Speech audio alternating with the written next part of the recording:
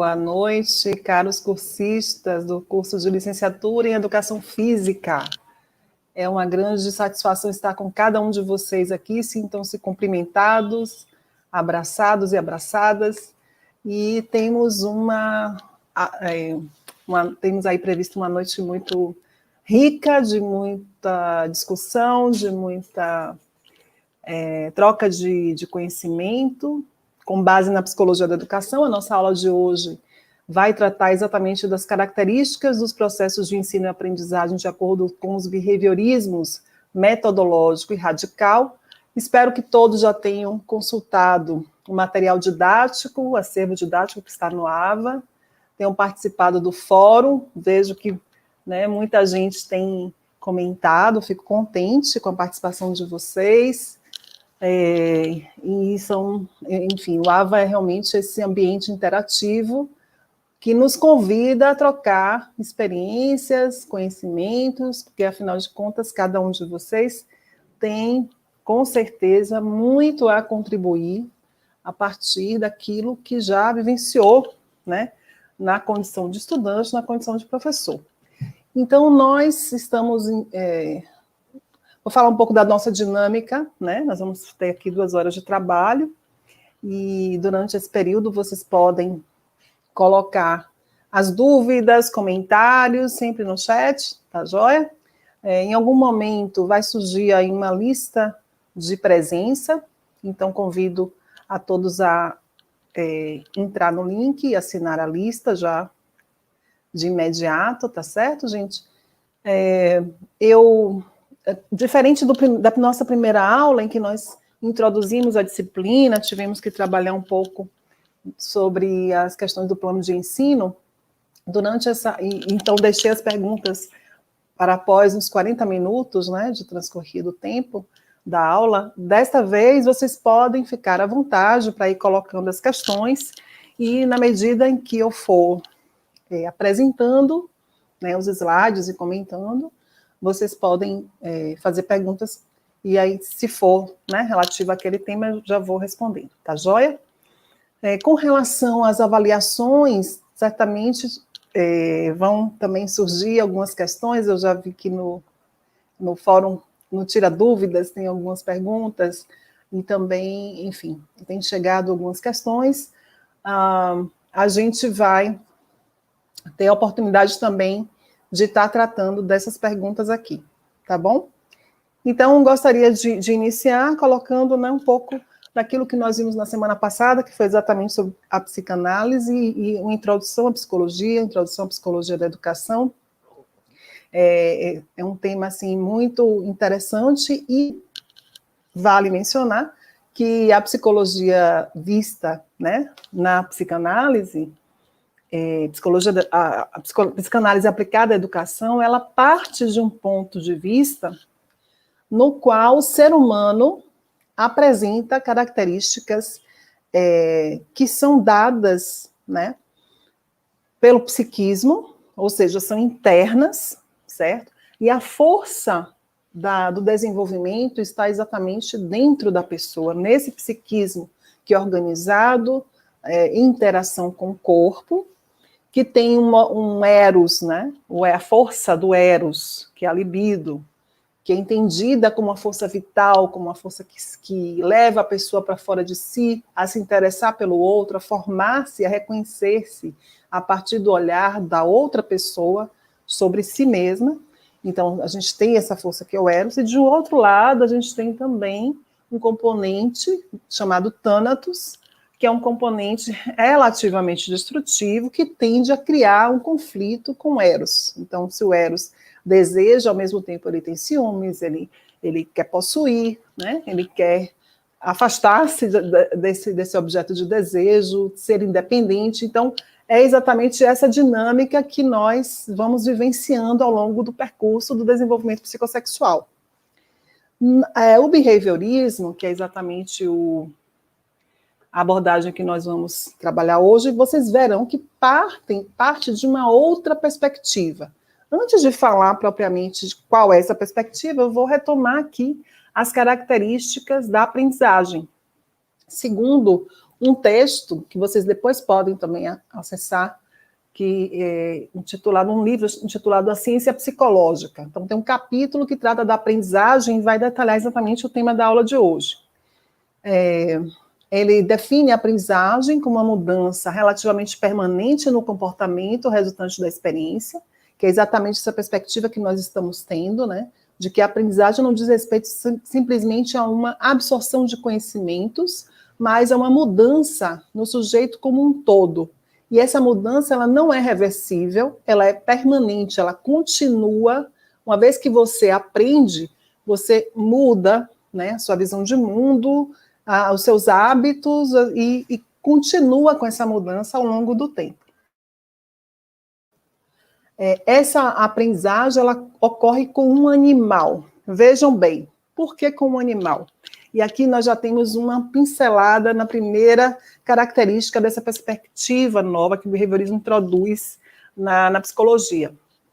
Para o behaviorismo, o ser humano faz parte de uma escala zoológica, evolutiva, que tem o Darwin, Charles Darwin, né, como o grande biólogo que introduziu essa ideia de organismos que estão... Né, o planeta Terra é constituído por uma série de seres vivos, né, que estão na escala evolutiva. Então, o ser humano faz parte dessa escala evolutiva e, de certo modo, nós repetimos muito daquilo que os nossos antepassados vivenciaram durante a evolução, né? Então, nós temos a nossa singularidade, as nossas características muito típicas de cada um, né? Porém, tudo isso acontece, né? As nossas características só podem ser manifestas exatamente porque nós participamos de um conjunto, né? Que é exatamente, nós temos uma ontogênese, mas também nós temos uma filogênese, que diz respeito exatamente ao fato de que todos somos seres humanos. Então, nós temos um corpo e temos necessidades que são comuns. Então, a aprendizagem é uma vantagem adaptativa nesse sentido, né? Quanto mais o ser vivo é capaz de aprender, é capaz de incorporar novos hábitos para lidar com os desafios que o ambiente lhe traz, mais ele vai conseguir estar adaptado a esse ambiente. Então, o segundo ponto aí, que a gente entende como importante, é que a gente aprende, quer dizer, o ser humano está mais disposto, mais propenso a aprender aquelas atividades ou aquelas habilidades, características que propiciam um ajuste, uma adequação, uma adaptação ao seu contexto, certo? Um outro ponto é que a aprendizagem é essencial para todos os aspectos da existência humana, porque nós precisamos aprender a andar, a falar, mas também precisamos aprender a pilotar aviões, a realizar cirurgias, a ensinar, a estabelecer relacionamentos com as pessoas, né? Então, a cuidar do próprio corpo, tudo diz respeito exatamente a uma aprendizagem. E essas aprendizagens vão constituir uma sociedade que funciona de modo a colocar esse sujeito numa qualidade de vida muito melhor do que numa sociedade em que a aprendizagem, que a educação não é priorizada. Um outro aspecto que eu gostaria de ressaltar, antes de falar do próprio behaviorismo, é de que a aprendizagem também molda muitos aspectos da vida diária. Escolhas de vestuário, gostos musicais, regras sociais sobre o quão perto as pessoas ficam umas das outras. A gente sabe muito disso agora no contexto da pandemia, como é importante, né, a presença do outro, como é difícil manter o isolamento social, mas a gente pode, reconhecendo a regra e o porquê dela, obedecer a esse isolamento, contradizendo, inclusive, um direcionamento próprio, né, das relações humanas e afetivas, que é a necessidade de estar vinculado, de estar próximo, porque é exatamente isso que é típico do ser humano, certo? Então, valores como exploração, preservação do meio ambiente, tudo isso tem uma história de aprendizagem e merece ser reconhecida e valorizada. Mas então, como surgiu a teoria da aprendizagem. A teoria da aprendizagem surgiu a partir do momento em que alguns psicólogos se colocaram, né, contrários ao método de Wundt. Lembram que eu falei na aula passada que o primeiro psicólogo foi exatamente aquele que conseguiu criar uma metodologia para estudar a mente. E essa metodologia foi o introspeccionismo, né? Foi exatamente a introspecção. E alguns psicólogos se juntaram a ele, William Wundt, na Alemanha, em Leipzig, né, no final do século XIX, e exatamente esse laboratório se tornou o marco de início da psicologia científica em oposição à psicologia filosófica, que antecedeu o surgimento da própria psicologia. Então, o Watson foi o primeiro psicólogo, né, que começou a entender que se expôs, também fez um estudo, né, significativo, a ponto de um doutorado, no qual ele exatamente defendeu que não era essa a forma como a psicologia deveria se comportar. Nem estudar os estados mentais através da introspecção, muito menos seguir a abordagem freudiana psicodinâmica, a chamada psicodinâmica, né, com essa ideia de que existiriam forças inconscientes que estão se movendo. A psicologia, enquanto ciência, deveria exatamente se ater ao observável. E o que é o observável? Exatamente o comportamento manifesto. É aquilo que, quer dizer, tem alguns ditados, né, que dizem o quê? Eu observo a pessoa e a conheço, né? Eu devo observar muito mais, até voltando um pouco, saindo depois vocês me contam quais são os ditados que vocês conhecem sobre essa questão de fala, a diferença, a tensão que existe entre aquilo que a gente fala, né, entre aquilo que a gente discorre com as palavras e o nosso comportamento. Quer dizer, você quer conhecer alguém, então você observe o comportamento mais do que o que ela diz. E, por outro lado, tem um médico que foi prêmio Nobel, Alexis Carrel, em que ele diz assim, muita observação e pouco raciocínio levam à verdade, né? Pouco raciocínio, por outro lado, muito raciocínio, quer dizer, muitas ideias, muitas hipóteses, e pouca observação conduzem ao erro. É exatamente isso, essa proposta de Watson, coincide perfeitamente, porque o Watson diz que se você quer conhecer alguém, você precisa observar o comportamento dela, e não inferir o que está se passando na mente e o porquê que ela age de uma certa forma ou de outra. Então, isso representou uma grande vantagem em relação às teorias existentes no momento que a psicologia surgiu.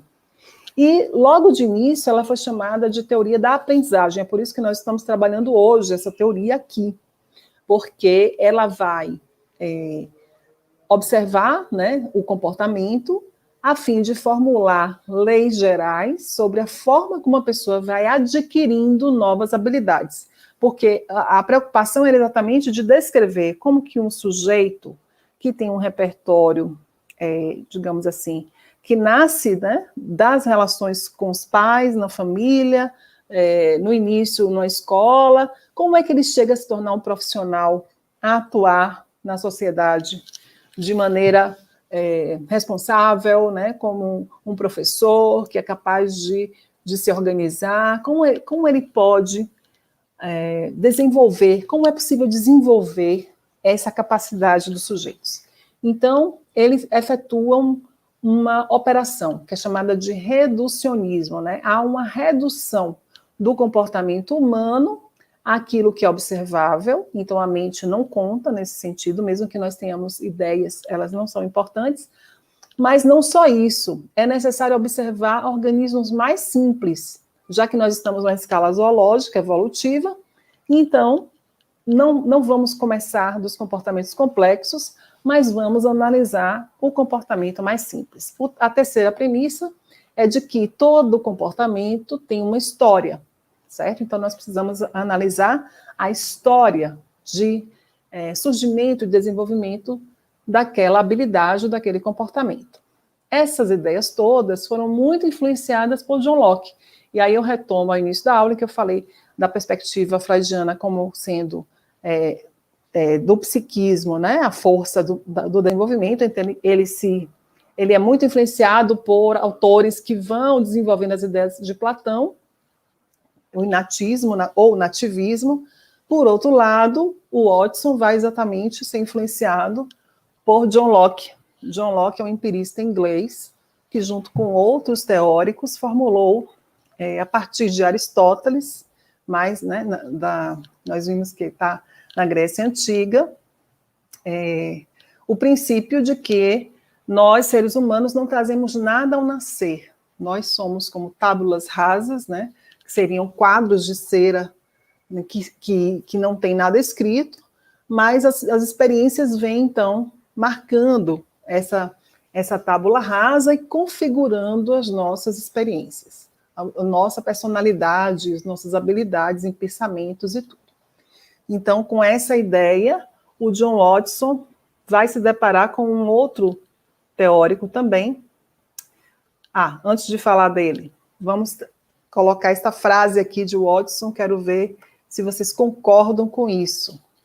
Né? Ele diz o seguinte: dê-me uma dúzia de crianças saudáveis, bem formadas, e um mundo especificado por mim para educá-las. E eu lhes garanto pegar qualquer um deles aleatoriamente e treiná-lo para se tornar qualquer tipo de profissional que eu escolher: médico, advogado, artista, comerciante, chefe e, sim, até mesmo um mendigo e ladrão, independentemente de seus talentos, inclinações, tendências, habilidades, vocações e raça de seus ancestrais. Então, para quem estava diante de um momento histórico em que se compreendia que uma vez que você nascesse com aquelas características, que seu pai tivesse uma certa profissão, a mãe uma outra, e um certo temperamento, os filhos tenderiam a herdar essas características e a seguir tais profissões, o pensamento de Watson foi extremamente revolucionário e provocativo. E ainda hoje, para nós, quando nós lemos, não sei se vocês sentem isso, né? Mas ainda hoje, nós estamos diante de uma inovação. Não é qualquer pedagogo que vai, ou psicólogo que vai estar diante dessa afirmação e dizer, não, eu consigo fazer isso. Né? E então fica aí a frase como provocação para vocês discutirem. E vamos então entrar nos tipos de aprendizagem, segundo o behaviorismo. Então nós temos uma aprendizagem associativa, que está aqui, né? Uma aprendizagem não associativa, que consiste exatamente em aprender sobre um estímulo, como imagem ou som do mundo externo, e por observação, que nós não vamos trabalhar hoje, né, mas já fica aí a dica para quem quiser aprofundar esse assunto, que poderá consultar autores como, por exemplo, Albert Bandura, que vai exatamente dizer que os seres humanos estão interagindo o tempo inteiro, assistindo vídeos, filmes, lendo histórias. Então, nós não aprendemos diretamente da realidade apenas, por experiência pessoal direta, mas nós aprendemos muito mais por aquilo que nós lemos e observamos do comportamento das pessoas nessas circunstâncias que eu acabei de mencionar, certo? Então, Albert Bandura é esse autor muito precioso que merece ser conhecido, mas isso hoje a gente não vai conseguir, né, falar dele. Então, nós temos aí duas perspectivas de aprendizagem não associativa, habituação e sensibilização. Quer dizer, o corpo humano é capaz, assim como de outros animais, né, de efetuar a habituação. A habituação quer dizer o quê? Que você se desliga de um fenômeno que está acontecendo na circunstância que você se encontra, e então você reduz a sua reação comportamental, a sua resposta comportamental a esse fenômeno, certo? Então você habitua. Então pense aí em alguém batendo martelo o dia inteiro, construindo alguma coisa perto de onde você mora, ou às vezes uma música alta que se coloca e você já sabe que naquele horário vai tocar aquela música, mas que depois vai passar. Então você praticamente não reage, começa a isolar-se daquele som. Então isso se chama habituação. Sensibilização ao contrário, é quando a sua resposta comportamental se exalta, né, em relação a esse estímulo. E aqui nós temos uma imagem, né, de um bairro que é muito próximo de um local onde tem um avião, né, um aeroporto, e aí, então, é um exemplo de habituação, né. Porém, existe um outro tipo de aprendizagem, que é o que a gente vai ver agora, que é essa aqui, que é associativa, em que você aprende a relação entre duas partes da informação. Então, vejam que nós estamos entrando num território diferente, muito diferente da psicanálise, porque ele vai observar o comportamento, classificar, mensurar esse comportamento, certo? Então, é outra tentativa, outra tendência muito forte, na verdade, que se tornou estável e uma grande força dentro da psicologia.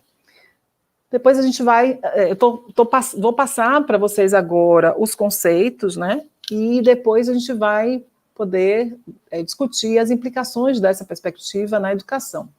Fiquem atentos aí, seguindo, acompanhando, que a gente já vai entrar por esta via de discussão, né? E também na educação física, especialmente, né?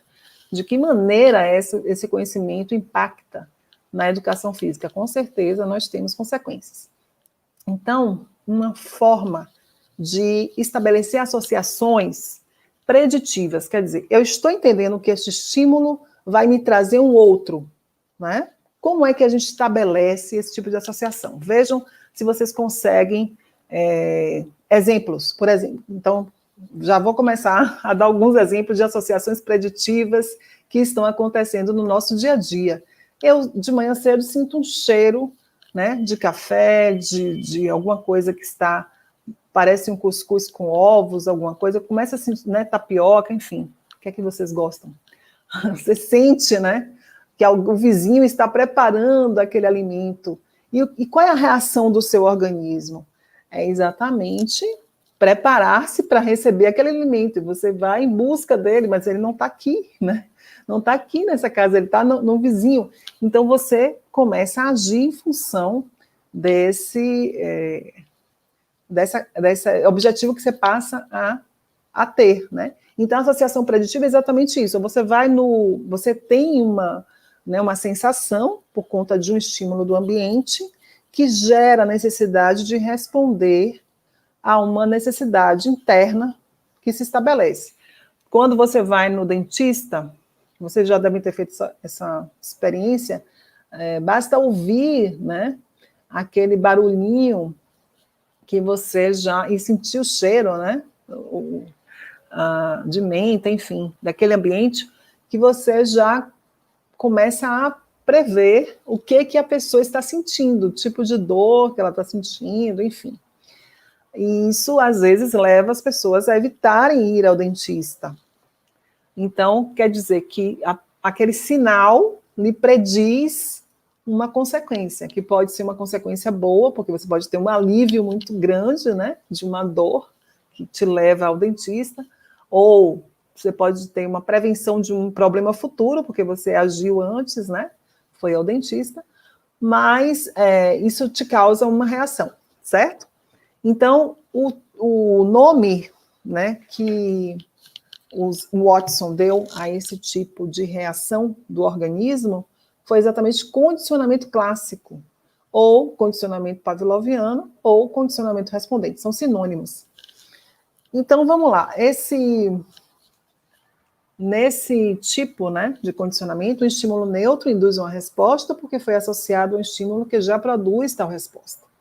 Então, nós podemos aprender que um evento prediz o outro. Então, por exemplo, você aprende, aí é outro exemplo, tá, gente? Você aprende que uma determinada música vai tocar durante cenas assustadoras de um filme. Então, um filme de suspense, a gente já sabe que vai acontecer alguma coisa ali estranha, ruim, desagradável, exatamente pelo fato de você ter aquele som. Então, você sente o quê? Uma ansiedade quando ouve a música. Então, o primeiro fisiologista, na verdade, ele é um médico fisiologista, o Ivan Pavlov, russo, né? ganhou o prêmio Nobel em 1904 pela pesquisa sobre o sistema digestivo, e ele estava exatamente interessado no reflexo salivar. E ele estuda, então, o reflexo salivar em cães, e tem um problema no laboratório, porque no momento em que ele vai mensurar a salivação dos cães, ele observa que os cães já estão salivando simplesmente pelo fato de ouvir os passos do experimentador. E isso ocorre por quê? Porque o experimentador oferece alimento para o cão. Então, ele já fica, né, ele saliva antes de ter a visão do alimento, porque o animal está com fome, né? Então, o que é que ele faz? Vou colocar agora para vocês aqui o filme Tubarão, né? Interrompendo aqui nosso exemplo do cão, exatamente porque ele é um dos filmes que trazem essa, né, essa marcação do som, do suspense antes do ataque do tubarão. Mas vamos chegar aqui nessa imagem que é exatamente o cão de Pavlov que está no laboratório, né? Ele é apresentado num coxo contendo a carne, o tubo leva a saliva do animal e o frasco ligado, e a gente tem a medição desse fluxo. Aí o que é que vai acontecer? Antes do condicionamento, os alimentos que são estímulos, o alimento é um estímulo natural, a carne, a ração, enfim, é um estímulo não condicionado, né? Que vai gerar o quê no cão? Uma resposta não condicionada, ou seja, uma resposta não aprendida. O cão saliva diante do alimento. Ok. Ele, então, Pavlov, introduz esse metrônomo, que é exatamente aquele equipamento que vai marcar o som, né? E ele tem um ritmo e tem um som. Então, ele é um estímulo neutro para a salivação. O cão não vai salivar diante dele, porque é um estímulo sonoro, né? Então, não há uma resposta de salivação, certo? Porém, o condicionamento consiste exatamente em apresentar o estímulo neutro e, imediatamente após, o alimento, que é o estímulo não condicionado. Este pareamento, ou seja, a apresentação desses dois estímulos contiguamente, num curto espaço de tempo, vai fazer o condicionamento. O organismo do cão, né, estabelece o nexo entre o estímulo neutro e o estímulo não condicionado carne, de modo que o metrônomo, o marcador do som, vai se tornar um estímulo, vai deixar de ser estímulo neutro e vai se tornar um estímulo condicionado, gerando a resposta condicionada, a salivação. Por que essa resposta é condicionada? Porque nenhum cão naturalmente salivaria diante de um som, certo? O que é que a gente entende? O que é que se entendeu depois de vários experimentos feitos de acordo com essa lógica que eu acabei de apresentar para vocês? Se observou que existe um período de aquisição, né? Um período chamado de extinção, no qual a aprendizagem vai ser anulada, digamos assim, em um período chamado de recuperação espontânea.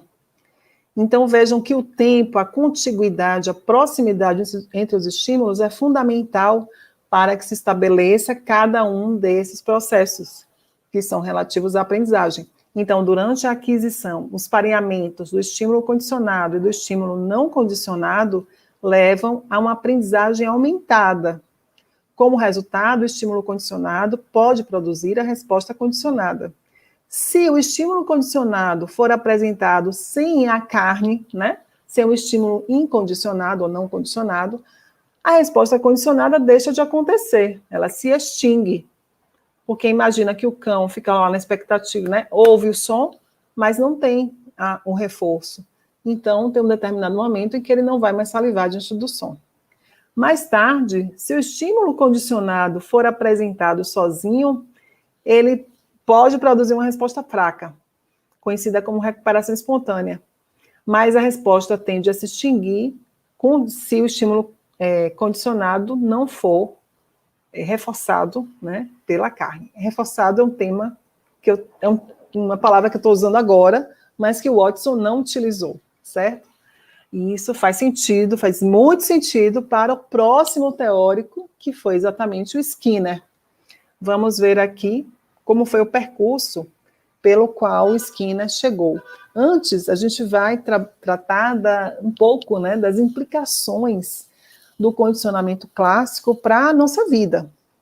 Em que isso nos ajuda? Primeiro, é importante, ainda vou falar da fobia. Deixa eu falar logo da fobia para a gente poder entrar nessa implicação que é muito presente hoje entre nós, né? Então, queria chamar a atenção só para o Snoop, que está aqui do lado, né? Que ele diz que as orelhas ouvem o abridor de latas, imediatamente o estômago sabe que o jantar está chegando. Como as orelhas falam para o estômago? Nunca consegui entender, e ele já está lá comendo, né? Então, um exemplo de como essa circunstância, essa história aí do Watson acabou sendo apreendida, pensada por tanta gente que fez historinhas e charges em torno dessas questões. Mas voltando, então, para a questão forte, né, que para a gente que é importante, que é a fobia. A fobia é um medo adquirido desproporcional à ameaça real de um objeto ou situação. Então, as fobias mais comuns são essas que estão aí, altura, né, insetos, cobras, escuro, mas gostaria de ressaltar que no caso da educação nós temos a fobia social, que é exatamente o medo de interagir com o outro, de falar em público, tem vários graus, né, dessa fobia social, medo de apresentar um seminário, de errar no quadro, de passar por situações de exposição. E é interessante que a perspectiva do behaviorismo nos propõe uma intervenção, né? Como essa intervenção? É chamada de contracondicionamento. Ela pode ser baseada na aproximação sucessiva e na dessensibilização. Então, o terapeuta vai conversar, né, com o paciente para tentar fazer um levantamento de todos os eventos que aconteceram relativos àquela fobia, como que aquela fobia foi se manifestando, né, quais foram os eventos que fizeram com que a pessoa tivesse aquele medo exagerado da situação aversiva. Com isso, ele vai também fazer um levantamento de todos os gostos, né, do sujeito, tudo que dá prazer, tudo que faz com que a pessoa se sinta mais relaxada, e também o próprio terapeuta poderá fazer sessões, né, com músicas que levem ao relaxamento, sessões para observação da respiração, porque a gente sabe que a fobia traz junto a ansiedade, né? Traz junto uma reação que tem a ver com a forma como a pessoa respira, né? Então é importante que o terapeuta oriente, olha, como você deve colocar a respiração e tudo. E daí ele vai fazendo algumas sessões para fazer a aproximação sucessiva daquele, vamos fazer através de, ele propõe fazer através de encenações e até chegar a uma situação real, né, em que aquele objeto da fobia esteja presente de fato, sob certas condições, né, uma condição de segurança. Mas então, aproximação sucessiva, porque são muitos momentos em que acontece a idealização da circunstância acontecendo, né? E então vai se tornando cada vez mais próximo, mas isso é feito ao longo de um período extenso, às vezes, de tempo. E a dessensibilização, que é exatamente a tentativa, né, segundo uma técnica muito específica, de transformar aquela circunstância aparentemente muito aversiva para o sujeito, que ele comece a observar quais são as vantagens, né, qual é a vinculação com aspectos prazerosos daquele elemento que causa tanto, né, tanto desprazer, tanto desconforto. Eu estou trazendo para vocês aqui um experimento de Watson que chama-se Pequeno Albert. Eu gostaria de, ao invés de falar sobre ele, colocar aqui um vídeo que sintetiza esse experimento. Vamos fazer isso, então? Eu vou parar a tela aqui, parar de compartilhar, certo? Eu apertei alguma coisa que não. Pronto.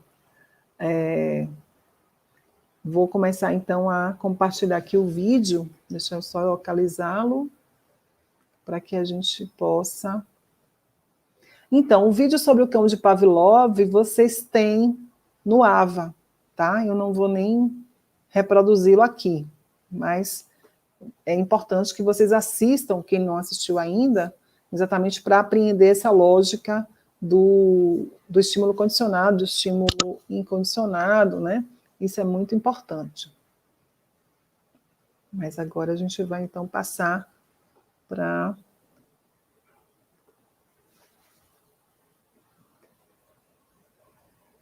aqui, o pequeno Albert. Vamos assistir um pouquinho esse vídeo que fala exatamente dos feitos do John Watson e especialmente do experimento Pequeno Albert. But not everyone believes that biology is destiny. For many scientists, it's your experiences in life that count. Your upbringing, your education, your environment. Chief among these scientists is psychologist John Watson, who offers a theory that is the mirror opposite of eugenics. This was the heyday of hereditarians and geneticists who said that human beings were constrained by their genetic inheritance. And Watson was saying that this is baloney, that human beings were shaped solely by their environment.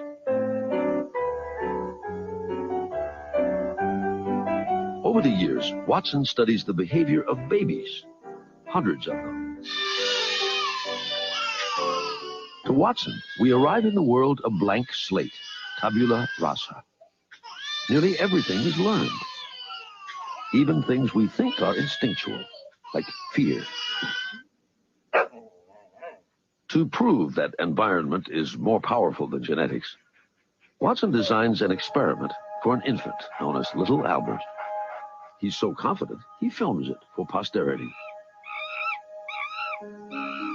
At first, Albert shows little fear, even when Watson places a burning newspaper in front of him. Albert is also unafraid when he encounters a white rat for the first time in his life. But then Watson shows Albert the rat accompanied by a loud clanging noise. One of the few things that upsets little Albert. And he does it again. And does it again. Eventually, Albert learns to fear not just the rat, but all furry things, even without the loud noise. In Watson's mind, the Little Albert experiment is a success because it proves that fears are learned, not inherited. Watson calls his theory behaviorism and begins to popularize it. He urges parents to take active control of their children's upbringing by shaping their environment. To think of the home as a scientific laboratory. But Watson's interest in childhood is purely professional. He didn't like children much. He referred to them in one of his many statements as always squalling and shouting and dirty and wanting to be fed and sort of a nuisance. It's clear he didn't particularly like them in his own environment. But he felt that the good of society required shaping individuals right from day one. And to do that right from day one, you have to start with the babies. Ebullient and self-promoting, Watson gathers a wide and appreciative audience, which holds in high esteem any scientific thinking on the subject of child rearing.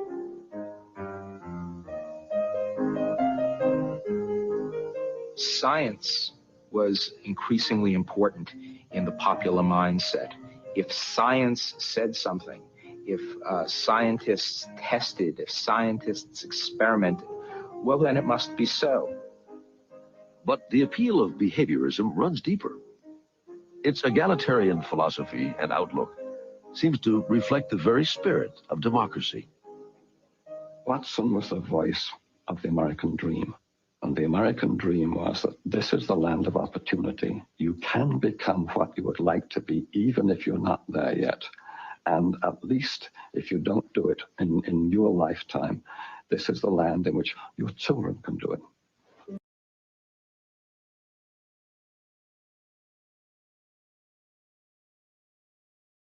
Perfeito, gente. Muito interessante ver esse experimento do Watson. Eu queria chamar a atenção de vocês para o fato de que, atualmente, ele é considerado como um experimento extremamente antiético, porque não é possível a um psicólogo realizar, né, instalar no comportamento de uma criança ou de um paciente, seja ele em que idade for, um medo, instalar um comportamento que seja disfuncional, né? Que não seja uma contribuição real para o seu desenvolvimento. Então, nós temos aí que a história, né, se encerra nesse momento em que ele adquire uma fobia por objetos, e daí vem uma coisa interessante, né?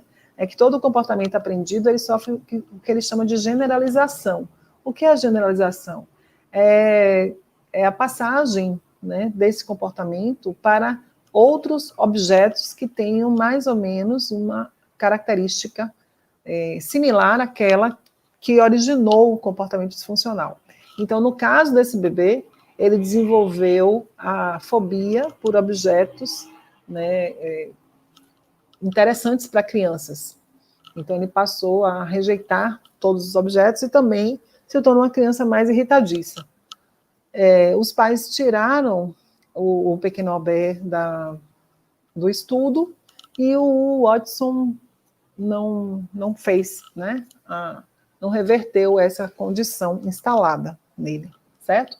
Mas ele queria exatamente provar que ele poderia alterar o comportamento da criança em poucos minutos, que não era necessário passar por etapas de desenvolvimento, né? Mas simplesmente com um experimento ele conseguiria alterar o comportamento infantil. E foi isso que ele fez.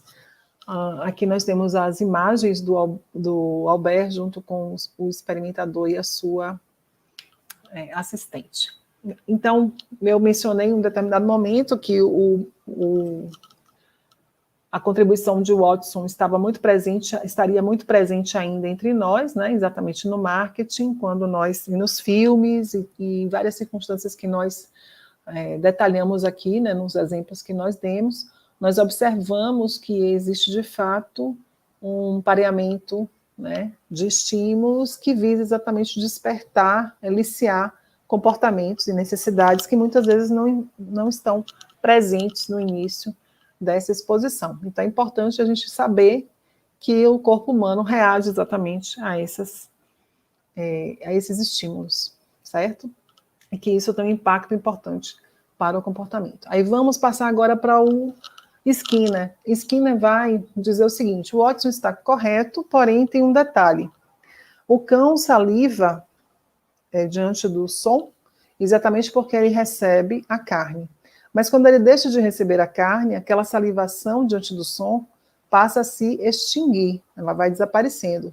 Isso significa que o comportamento do cão é orientado pela carne, que é um reforço positivo. E, portanto, esse exemplo ilustra aquilo que acontece com todos os organismos. Todos os organismos se comportam em função do fim daquela do fim daquela situação, né? Da finalidade da situação. Então, ele traz essa visão instrumental e pragmática do comportamento, e ele diz isso, que o comportamento clássico é um processo passivo, né? Automático, em que não entra em jogo a vontade do indivíduo, e que as nossas ações mais importantes são exatamente aquelas que têm a nossa iniciativa e fazem uma repercussão no ambiente. Então, é importante salientar aqui que, enquanto Watson faz uma teoria estímulo-resposta, né? Estímulo do ambiente gerando uma resposta comportamental do organismo, o Skinner vai fazer o inverso. Ele vai dizer que o comportamento do organismo, né, vai ser recompensado por uma resposta. Então, seria SR, né? O nome da vinculação que se estabelece. Então, essa forma de aprendizagem não leve não leva em conta situações em que um evento ocorre porque o animal realizou alguma ação, e nossos comportamentos muitas vezes representam meios para fins específicos, eles são instrumentais feitos para um propósito. Compramos comida para comer, estudamos para conseguir boas notas, trabalhamos para receber dinheiro e assim por diante. Milena está colocando aqui, viva Milena! Não consegui ainda compreender a aula de hoje. Behaviorismo. Como visualizo no âmbito escolar na atuação do professor? Exatamente, a gente parte de um princípio, Milena, de que é importante conhecer os processos e os mecanismos que estão subjacentes ao comportamento. Então, a gente viu na psicanálise que tem uma abordagem teórica, tem uma perspectiva histórica, que vai ali contando, né, como que aqueles conceitos foram criados, por que eles foram colocados naquela ordem e interagem daquela forma, porque eles explicam a visão que aquela abordagem tem do fenômeno educacional, né, centrado em alguns aspectos desse fenômeno. Hoje nós estamos vendo processos e mecanismos que orientam a construção de conceitos que habilitam o professor a olhar para a aprendizagem segundo outros critérios. Então, não é mais a emoção, o conflito, né, a disputa eventual, mas sim outro aspecto, que é exatamente o comportamento visível. E algo que está surgindo agora para nós, a essa altura da aula, né, é exatamente o fato de que todo ser humano aprende aquilo que ele reconhece, que é exatamente o que você está falando, né, ao que você está se referindo, quando ele reconhece o motivo pelo qual ele está aprendendo aquilo, certo? Por isso que a sua pergunta é muito bem colocada, veio numa boa hora, certo? Então, a gente está exatamente em busca desse elemento, desse elo. O que faz com que o sujeito aprenda?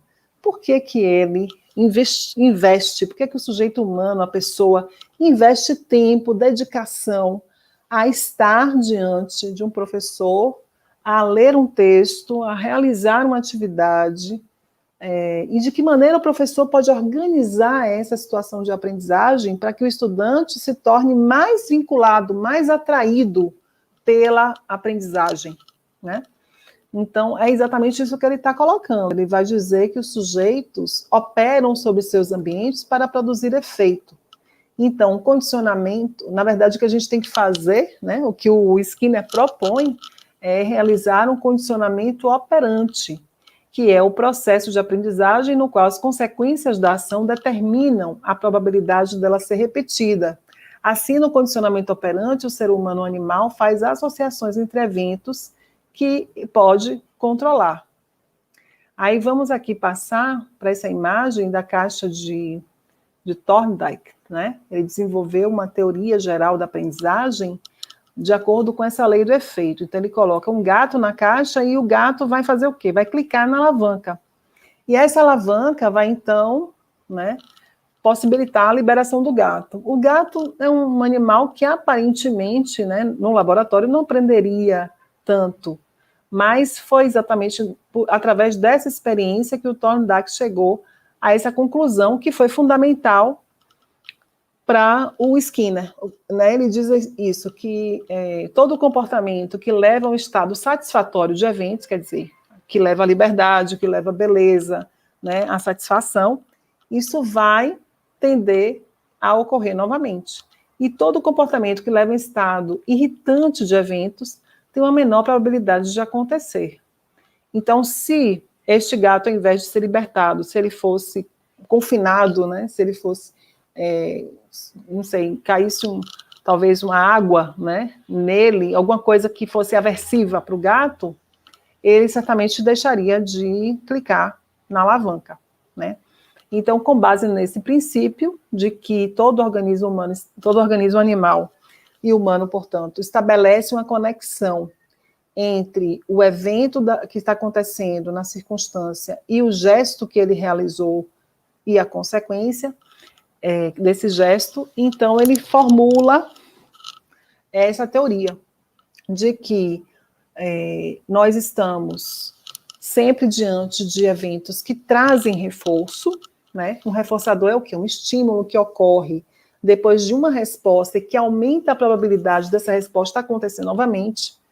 E aí, por exemplo, comer, estudar, dirigir no lado correto da pista, isso tudo ocorre, segundo Skinner, porque foi reforçado, porque porque a pessoa foi premiada por fazer aquele gesto, né, o alimento, alimentar-se de uma forma correta, estudar, dirigir, exatamente porque, né, ela teve essa contrapartida do ambiente.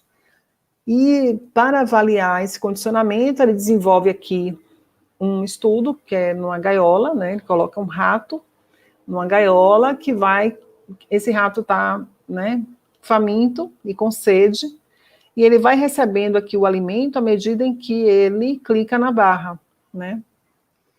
E o que acontece é que nós observamos que existe uma tendência à maximização dessa aprendizagem, porque naturalmente um rato não clicaria na barra. Temos aqui uma outra pergunta do Péricles, esperando uma resposta na qual condiz com o comportamento apresentado pelo sujeito. Desculpa, Péricles, não pude compreender a sua pergunta, se você puder formulá-la novamente. Boa noite, David Almeida. O behaviorismo seria um mecanismo onde você observa...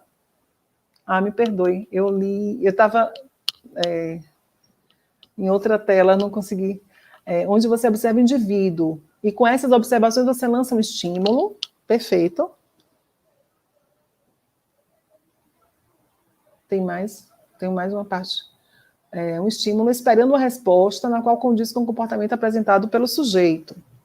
Isso, é o seguinte, na verdade, o behaviorismo vai entender que cada professor está diante de uma turma e ele precisa preparar a sua aula para que ocorra uma vinculação, um condicionamento, aqui entre aspas, né? Um condicionamento, portanto, uma vinculação do estudante ao conhecimento, certo? Então, o professor, ele não é um transmissor de conhecimento, mas ele é um organizador do conhecimento.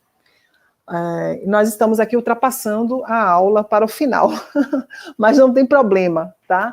Já vou colocar para vocês aqui, já que estamos muito ansiosos, né, por esta definição de qual é a contribuição de fato do behaviorismo para a educação.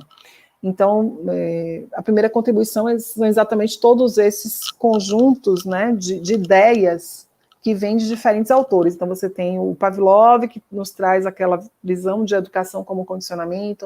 Nós temos o Watson, que vai exatamente determinar um método para conhecer o comportamento, por isso que o behaviorismo de Watson é chamado de behaviorismo metodológico. E nós temos Skinner, que vai operacionalizar esse condicionamento. Então, ele coloca, tem uma coisa interessante, que é uma obra, que é o Skinner, ele era formado em literatura, né, em letras. E depois ele entrou em Harvard e acabou fazendo um doutorado, se doutorou em psicologia, né, exatamente com essa tese que nós estamos apresentando aqui, com essas ideias, que acabaram se tornando tão fortes durante 60 anos, foi exatamente a corrente que se tornou predominante, né, na psicologia, e ao lado da psicanálise, mas sempre o behaviorismo foi mais forte do que a psicanálise, por conta das implicações práticas. A aplicação do behaviorismo muito forte nas empresas, nas organizações, na família e na educação. Então, para vocês terem uma ideia, o Skinner escreveu uma obra chamada Walden II. O Walden II é uma sociedade fictícia na qual todos os sujeitos são organizados não pelo fato de que eles deveriam trabalhar menos, né? A satisfação não vem do fato de que as pessoas têm menor responsabilidade, menor nível de envolvimento, como a gente pensa, né? Pô, eu serei feliz quando eu estiver, não sei, no feriadão, né, em qualquer momento em que eu não esteja trabalhando e nem estudando. Mas não, segundo o Skinner, a sociedade ideal, né, que está nesse livro Walden II, que é um livro que se opõe a um outro texto, né, que foi muito importante, chamado Walden, que é o nome de um lago, né, em que os sujeitos estão ali refletindo sobre muitas ideias de como a sociedade, como o ser humano seria mais feliz se ele vivesse mais ligado à natureza, se ele estivesse longe das preocupações dos centros urbanos, e o Skinner vai exatamente se inspirar nessa obra Walden para atualizar e colocar as suas premissas, né? Então ele diz o seguinte, que os sujeitos serão mais felizes quando eles souberem por que eles estão agindo, e quando eles forem recompensados, né? Quando eles se sentirem satisfeitos em realizar aquilo que eles desejam, aquilo que mais corresponde ao seu perfil, né? De pessoa. E, enfim, são essas ideias que ele traz. Então, isso tudo é aprendizagem na visão de Skinner, né? Então, a primeira coisa é essa. A segunda coisa é exatamente que a educação física, já respondendo a Nailde, né, Nailde? Como o behaviorismo pode ser aplicado nas aulas de educação física, como seria essa abordagem? A gente sabe que os professores já utilizam muito do behaviorismo. Vocês se sentem muito, certamente podem contar aqui a experiência de como é receber uma nota máxima, como é receber um 10. Como vocês se sentem ao receber um 10 numa prova? Se sentem felizes, com certeza, porque se dedicaram, estudaram, e esse estudo, esse envolvimento foi recompensado. E, sem dúvida, vocês farão o quê na próxima, com a disciplina? Vocês estudarão mais, né? Procurarão se dedicar com o mesmo nível de intensidade, não só a essa disciplina, mas a outras disciplinas. Então, vocês estão generalizando o comportamento, porque estariam aplicando esse comportamento de estudar a outras disciplinas, desenvolveriam a mesma técnica de estudo similar, né? Assim, buscando identificar nuances da disciplina para chegar a tirar a nota máxima. Então, tudo isso mostra que é altamente recompensador receber uma nota boa, né? Quando a gente se dedica. Assim como, eu sei que todo mundo aqui, né, que faz a experiência de trabalhar, se sente muito bem ao receber o salário, e se sente muito mal quando o salário atrasa, quando é demitido. Então, são exemplos de recompensa, certo?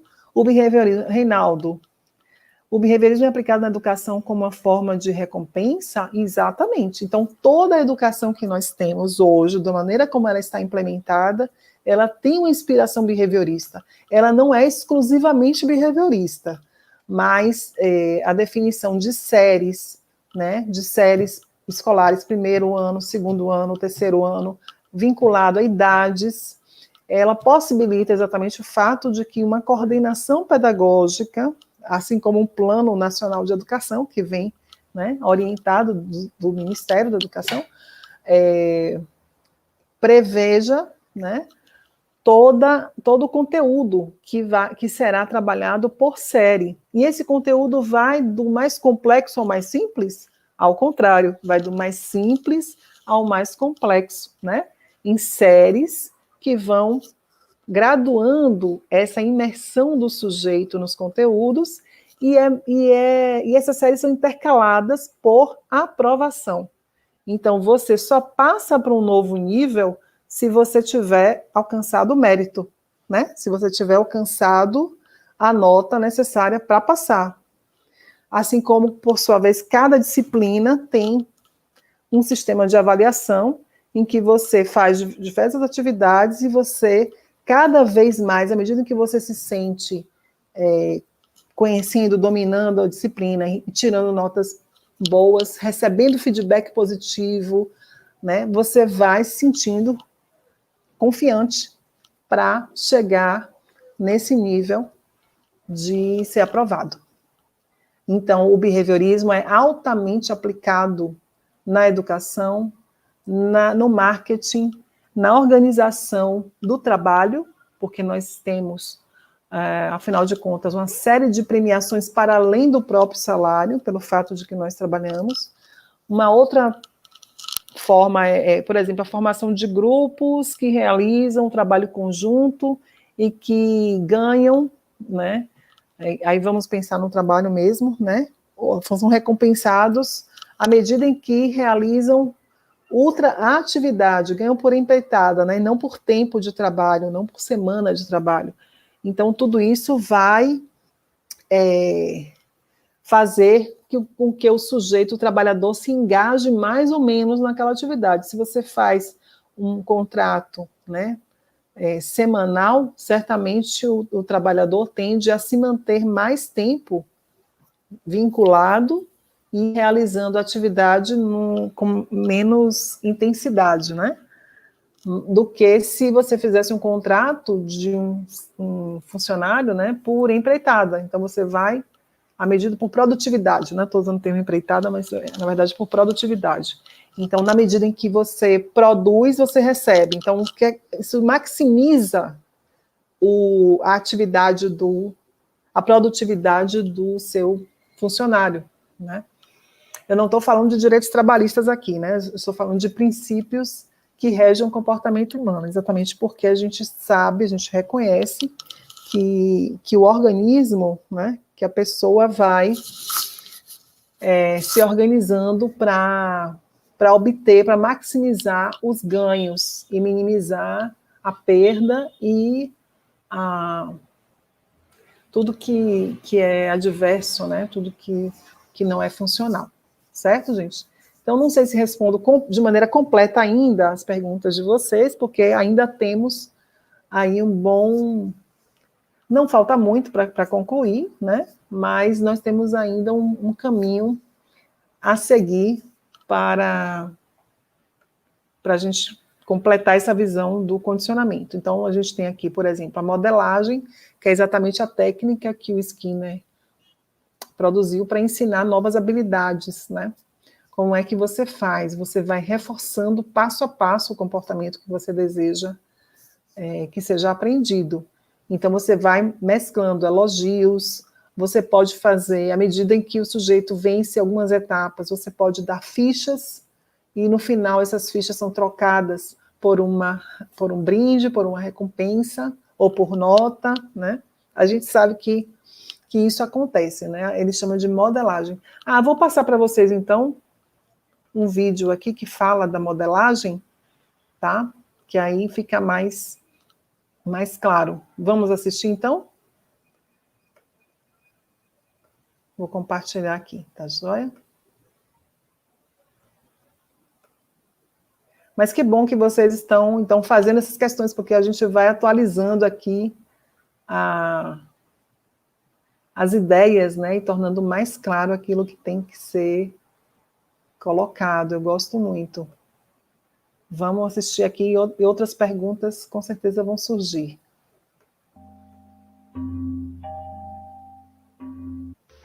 While some scientists engineer shiny new consumer goods for an eager public, Harvard psychologist B.F. Skinner seeks nothing less than the engineering of human nature. In experiments with subjects as simple as pigeons, Skinner declares that with the right social engineering, we can create a new breed of human being. Skinner is firmly in the behaviorist tradition pioneered by John Watson in the 1920s. Like Watson, Skinner contends that with the right tools, we can predict and control behavior. Skinner really inherited the mantle from Watson of behaviorism in this country. But it's kind of interesting to think about how there's a subtle difference in the way they went about it. Watson, as we know, ended up becoming an advertising executive, ended up embracing the American value system as it existed. Skinner was different. Skinner was a visionary. Skinner felt that through behaviorism, he could influence the world towards a greater humanity. Not meet humanity where it was, but take humanity to a new place through the principles of behaviorism. Picking up where Watson left off, Skinner wants to do the rigorous science to prove that environment is everything. Change the environment, he argues, and you can change the individual. Or in Skinner's case, the pigeon. Skinner himself was a born gadgeteer. He had, in his own early years, as a boy, for example, he developed ways of sorting ripe, I think it was cranberries, from unripe cranberries. He invented a cannon that would shoot things over his neighbor's fence. This was the kind of man he was. He was developing new ways to do everyday things in ways that were more comfortable, more efficient. During World War II, Skinner had developed a pigeon guidance device for the U.S. military. While the Russians had dogs carrying bombs, and the Swedes had seals to blow up mines, Skinner had a plan of his own. Teaching pigeons to guide missiles to an enemy target. At the time, however, the military had no missiles to guide. But Skinner's pigeon research did not go to waste. He develops a system called operant conditioning to prove that a behavior will be repeated by a subject when rewarded. Repetition leads to reinforcement. Reinforcement to changes in behavior. This hungry pigeon is moving about more or less at random. Sometimes it turns its head to the left. When it does, we reinforce that movement by giving the pigeon access to a dish of grain. Skinner then waits for it to turn further. Again, more food. Ultimately, the pigeon will turn in a complete circle, having learned that only when he turns will he be rewarded. What Skinner was able to do in very carefully controlled studies with animal models was they demonstrate that whole chains of behaviors could be built step by step so that literally you could teach a pigeon to do complicated behaviors that no one would have predicted possible. And Skinner believes that if it works for pigeons, why not people? In Skinner's mind, behavior is behavior, up and down the evolutionary scale, and it is all learned. One of the great successes is in education. People are taught to do more complicated tasks than anyone had thought possible by breaking down behavior into small steps and giving positive reinforcement along the way.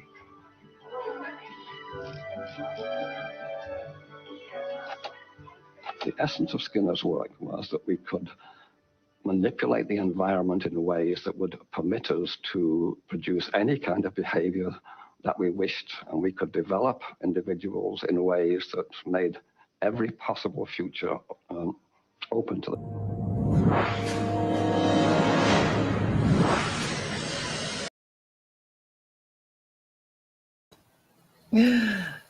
E aí, gente, vocês viram ali no final do vídeo que aparece o... Peraí, deixa eu fechar aqui esse... Aparece exatamente uma situação de educação, né, em que o Skinner está com as suas máquinas de ensinar. Então, ele produz essas máquinas que são equivalentes ao computador, são protótipos iniciais, né, do computador. E a situação ideal de ensino é aquela em que o sujeito está diante de perguntas para completar, né, e frases, na verdade, para completar, ou perguntas muito fáceis em que ele consegue responder imediatamente. E a instrução é exatamente que ele vá seguindo um texto, e com aquele texto ele vai lendo e vai acertando, e ele vai passando para a fase seguinte. Então, nós já tivemos aqui... temos aqui uma pergunta do Bruno. O behaviorismo fala sobre estímulo positivo e negativo, mas não em reflexão. Para o processo de ensino-aprendizagem, esse método não é deficitário? Então, hoje em dia nós temos uma série de críticas como a que você está levantando, Bruno, de que o método behaviorismo ele é insuficiente, porque ele considera os sujeitos como ativos, né? Os sujeitos da aprendizagem seriam ativos, mas eles são orientados por um professor que domina não só o conteúdo, mas que vai dispensando reforços de acordo com esquemas, que nós não vimos ainda agora na aula, mas podemos tratar disso daqui a pouco, né, com esquemas que tendem a manter o comportamento dos estudantes cada vez mais ativo. E dessa forma, o professor ele detém o controle do conhecimento e da situação, das contingências, né, chamadas contingências de reforço. E por tudo isso, não passa necessariamente por uma reflexão, mas sim por uma manipulação, né, por um controle. Essas críticas foram feitas diretamente ao próprio Skinner, enquanto ele estava vivo, ele faleceu em 1990, 1989, 90, né, e ele responde a essas críticas, afirmando que todas as circunstâncias em que os seres humanos se encontram são circunstâncias controladas, e que caberia a cada sujeito identificar quais são os elementos que controlam seu comportamento. Tudo isso é muito polêmico. A psicologia sempre viu o behaviorismo como uma das escolas influentes, mas com muita tensão com a psicanálise e com outras correntes, né, que existem na psicologia, que nós não estamos nem tratando aqui, que entendem que o ser humano ele deve buscar a liberdade, ele não deve buscar o conhecimento apenas para obter o sucesso ou para ser socialmente incluído, né, para responder às demandas sociais ou às demandas do seu organismo, às necessidades internas do organismo, mas que exatamente nós somos feitos para uma coisa a mais, né? Então, nesse sentido, tem uma certa insuficiência, mas cabe também a nós aqui nessa disciplina estarmos conscientes do que está em jogo quando a gente entra na escola, né? Para que nós possamos reconhecer qual é o estilo dessa escola que nós estamos encontrando e de que maneira nós podemos alterar isso. Então, vocês, em muitas oportunidades aqui, eu estou vendo a pergunta do Luiz Henrique, em muitas ocasiões vocês colocaram, né, de que maneira a educação física vai atuar a partir do behaviorismo. Eu acho que fica cada vez mais claro aqui quais são as circunstâncias em que o ensino pode ser favorecido de acordo com o behaviorismo. Vamos enfrentar essa questão. Mas então, Luiz, considera o behaviorismo uma ciência muito determinística, mas o ser humano tem vontade própria, pode escolher se faz ou não algo, comportar-se deste modo ou daquele.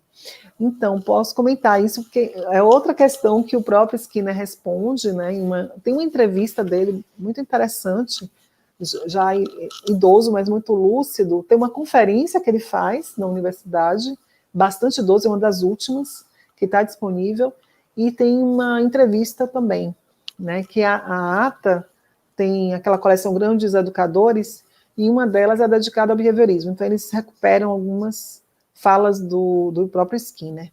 E ele diz isso, que ele, na teoria, né, na abordagem que ele propõe, ele exatamente valoriza a vontade própria do ser humano. Ele valoriza o fato de que os sujeitos escolhem e que as suas escolhas são recompensadas. O tempo inteiro o ambiente está reagindo, está oferecendo recompensas, em alguns momentos não oferece recompensas, mas punições, ao contrário, né? Retira recompensas, oferece punições ao comportamento que não é desejável. Então, ele diz que eu estou simplesmente colocando para vocês as ideias do Skinner, né, do Watson e do Pavlov, mas eu acho que cabe a nós conhecermos bem, né, os fundamentos dessa teoria, para que nós possamos exatamente propor uma outra vertente, aproveitando aquilo que de bom o behaviorismo trouxe. Jussiara, hoje em dia poderíamos comparar que cachorros policiais seriam um aprendizado do exemplo da teoria de Skinner? Com certeza, todo adestramento, aliás, ele se baseia não no Skinner, né, mas no Watson. Claro que depois, no Pavlov, no Watson, claro que depois outros especialistas, né, na psicologia animal, no adestramento, desenvolveram técnicas e foram também trazendo elementos que descrevem de maneira mais minuciosa o comportamento dos animais. Mas, sem dúvida, passa por eles. Eles foram os primeiros, né? Paulo, qual a diferença entre psicanálise e behaviorismo? Olha, se de um lado a psicanálise entende que a relação professor-estudante acontece com base na transferência, no afeto, e que a própria atividade de buscar o conhecimento ela é um reflexo de conflitos internos, né, que são equacionados, sublimados, ele chama de sublimação o termo do mecanismo de defesa utilizado pela pessoa que gosta de estudar, que procura a formação, né, e a profissionalização, enfim, através dos estudos. Então, nós temos aí uma grande divergência em relação ao behaviorismo, porque o behaviorismo vai enfocar não a transferência, não a relação professor-estudante como sendo um espectro, né, uma projeção daquilo que a criança ou o estudante vivenciou na infância com seus pais, e por isso pode vir à tona tanto amor quanto ódio, e o que tiver dentro desse espaço aí também, né? Mas para o behaviorista, não importa se há amor ou ódio entre ou amódio, né, como dizem também, entre o professor e estudante, mas sim o que interessa é o quanto de contingências de reforço esse professor está organizando para que a aprendizagem ocorra. Se o professor, diria um behaviorista, se sente, né, aversão aos seus estudantes, ou sente que deveria puni-los, ele está, sem dúvida, diante de uma classe que não está respeitando aquilo que ele está propondo. Então, ele precisa rever o método de ensino dele. Então, se a gente pegar, por exemplo, na educação física, né, nós temos muitas situações de aprendizagem em grupo acontecem na escola, mas temos também situações de aprendizagem em outro tipo de situação de aprendizagem, que é na academia, né? Mas eu acredito que vocês estão direcionando bastante o curso de vocês para a situação da escola, que é uma situação formal de aprendizagem, né?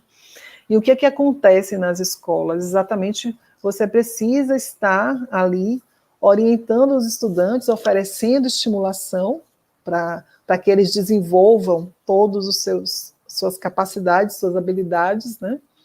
E, portanto, habilidades cognitivas. A educação física é muito importante para a motricidade, para o desenvolvimento da coordenação motora, né, coordenação motora fina, oposição polegar indicador, né, tudo isso, fortalecimento de todos os músculos, para que exatamente exista a ativação do cérebro. E por isso que eu deixei no AVA, em homenagem, claro, ao cognitivismo, que não poderia estar de fora dessa aula, o episódio da Netflix, né? Espero que vocês tenham assistido, sobre a memória, que é um episódio que está aberto, está no YouTube, e é muito interessante para que vocês tenham a noção do quanto que a memória entra nesse tipo de aprendizagem que nós estamos trabalhando aqui, porque, afinal de contas, nós somos organismos vivos, mas que nos recordamos de quando ouvimos o som do dentista. Tem uma história prévia que vem à tona e vem através da memória, né? Então, Lanison, essa tese do behaviorismo baseia-se na observação de estímulos. Olha, a observação do comportamento, né? A tese do behaviorismo é que você precisa observar o comportamento. Então, se você está trabalhando com crianças, essas crianças têm uma forma de aprender que não equivale à forma do adolescente, nem do adulto, nem do idoso. Então, primeiro você precisa identificar em que grau está, né? Em que série, em que nível, ou qual a idade do seu público, pelo menos, e o que ele conhece. E daí você vai organizar as suas atividades considerando que elas precisam ser progressivamente mais complexas, né? Então você precisa... E quando a gente está ensinando, é bem assim, né? A gente observa que os estudantes partem, às vezes, de um conhecimento intuitivo, ou do senso comum, ou com base na própria experiência, e a partir dessa entrada, né, da própria experiência anterior, é que você vai construindo um conhecimento mais complexo. Então, ele vem com essa ideia de que você precisa ir reforçando cada movimento que o sujeito faz em direção àquele ponto de chegada que você, como professor, quer que ele alcance, certo? E para isso você vai dividir essa aprendizagem em etapas, em pequenas etapas sequenciadas, e que pode ser vivenciada como um jogo, como um game, que você vai vencendo uma etapa, você comemora o fato de ter alcançado aquilo, e aí você entra em uma nova etapa enquanto estudante, né? E essas etapas são encadeadas, no intermediário tem ali um reforçador, tem pode ser o tradicional, né? Chocolate, o mel, enfim, mas não só isso, até porque hoje em dia não é possível fazer esse tipo de coisa, mas você pode dar um elogio, você pode dar um feedback, olha, isso foi bom, mas você precisa melhorar tal coisa, né? Mas sempre valorizando o esforço que a pessoa fez para chegar até ali. Então, a punição não seria o melhor caminho, é uma coisa que a gente sabe, né, de antemão, e que é muito mais importante que a gente valorize sempre as produções compartilhadas, né, entre os colegas, colaborativas, de caráter mais colaborativo, e que tenham essa perspectiva de ultrapassar, né, de vincular o conhecimento a algo importante, né, algo que tem a ver com o que você quer que as pessoas conheçam, que as pessoas cheguem, né?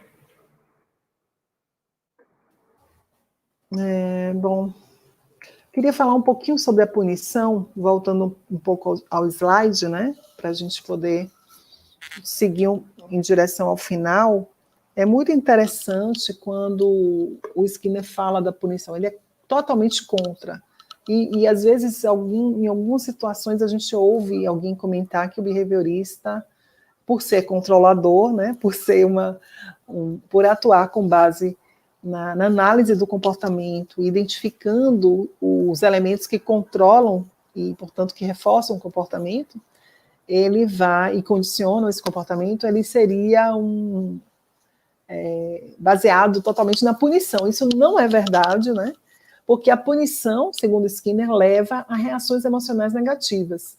Então, por exemplo, se um sujeito, uma criança, derruba um copo, né, suja o chão, e o pai e a mãe vai lá e bate nessa criança, né, como certamente o que é que o pai está manifestando, ou a mãe? Está manifestando a insatisfação, está manifestando a raiva. Esse sentimento, mais do que o fato dos pais, isso é lido pela criança. Ela disse, eu estou sendo objeto da raiva dos meus pais. E não necessariamente estou sofrendo uma correção, né? Estou sendo corrigida pelo ato que eu fiz. Tá? Então, por isso que o elo é feito com a emoção negativa. E o que a educação precisa fazer? Precisa maximizar, quer dizer, aumentar cada vez mais o conhecimento conseguido através do condicionamento operante. Então, quanto mais você oferece situações lúdicas, interessantes, que despertem a atenção dos estudantes, que façam com que eles participem, mais você vai estar trazendo essa perspectiva inerente, né? Então, o bom ensino tem a capacidade de organizar a sequência de reforços e verificar que esses reforços são contingentes à emissão das respostas apropriadas por parte dos estudantes. Então, vejam como é importante a gente ter refletir sobre esse aspecto da educação, que é ainda muito presente, não só no Brasil, mas no mundo inteiro, né? A punição, a palmada, é muito... É uma prática, né, muito recorrente e que vai gerar sujeitos que carregam reações emocionais muito negativas, tá? Então é isso, gente. Tem uma coisa importante também para falar para vocês, é que o behaviorismo, então, se desenvolveu, né? A gente está falando dos primórdios, mas está falando também de situações de clínica que são muito beneficiadas por esse conhecimento, mas existe uma outra vertente mais nova, mais recente, que incorpora essa reflexão a qual, salvo engano, Lannisson comentou, né? como é que fica a reflexão nisso tudo? Então, a teoria cognitivo-comportamental, TCC, vocês já devem ter ouvido falar, né? Tem muita gente que faz terapia nessa abordagem. Ela parte da ideia de que os sentimentos, eles dominam a cena, né? Então, dominam o comportamento. Então, quando o sujeito está sentindo que ele não vale muito, né? Ele tem menos valia, baixa autoestima, que ninguém... Ele se sente desamparado, vem aquele pensamento de que as pessoas não aprovam, não estão vinculadas a ele. Então, essa pessoa acaba, né, tendo sentimentos ruins, esses sentimentos acabam se transformando em ações que passam também a determinar o local onde esse ambiente, onde esse sujeito vai se colocar no ambiente, certo? Então, é interessante conhecer a TCC, porque é um desenvolvimento dessa teoria, quer dizer, juntou, então, os behavioristas se juntaram com os cognitivistas e fundaram uma nova corrente, que é uma das mais bem-sucedidas no tratamento de fobias, de ansiedade, depressão e vários sintomas que a gente vivencia hoje, certo? Então, é importante deixar aí essa contribuição para vocês, para que vocês possam depois conhecer a teoria cognitiva comportamental. Também tem a terapia cognitivo-processual do professor Irismar, né, que é um médico, é um psicólogo médico, acho que ele é médico, de Vitória da Conquista. Temos aqui o polo de Vitória da Conquista, né?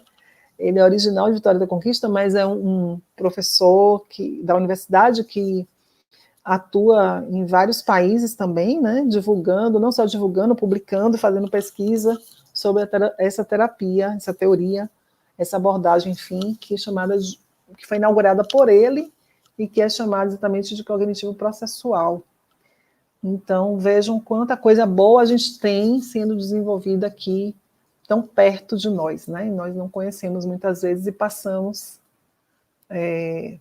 por situações que exigiriam uma abordagem mais assertiva, né? E ela existe. Então, é muito bom conhecer isso. E eu espero que nas atividades que vocês... Podemos dedicar um tempinho agora para falar das atividades, né? Já que nós teremos também um encontro no Meet, para tratarmos dos aspectos mais ligados à teoria, podemos trocar ideias sobre isso. A atividade da semana, a Sheila coloca aqui, né? Qual é a atividade da semana? Então, é o glossário, Sheila.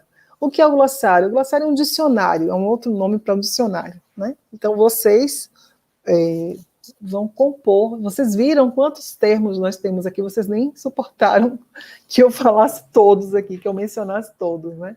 Mas não tem problema, isso pode acontecer por iniciativa própria, pelas atividades que vocês desenvolvem junto aos textos, às leituras, né? E assistindo os vídeos, vocês vão se dar conta de que tem muitas nuances da teoria que passam por conteúdos, por conceitos. Então, o que é que vocês vão fazer? Vocês vão escolher 2 conceitos, cada um, né? Escolhe 2 conceitos e anota esse conceito e a definição e a referência, ou seja, de onde você tirou esse conceito.